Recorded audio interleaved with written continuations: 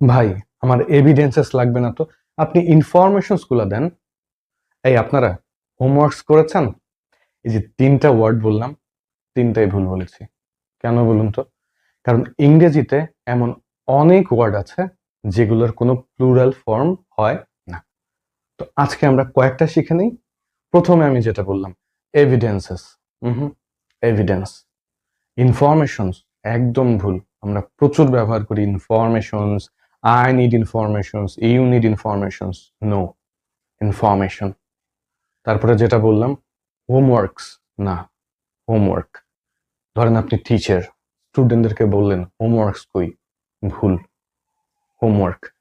আবার ওদেরকে অ্যাডভাইসেস দিবেন, অ্যাডভাইসেস না, অ্যাডভাইস। আবার ধরেন ওদের কাছ থেকে আপনি কি পড়িয়েছেন, ফিডব্যাকস নেবেন, ফিডব্যাকস না, ফিডব্যাক। আবার আপনার টাকা দরকার, মানিস না, মানি।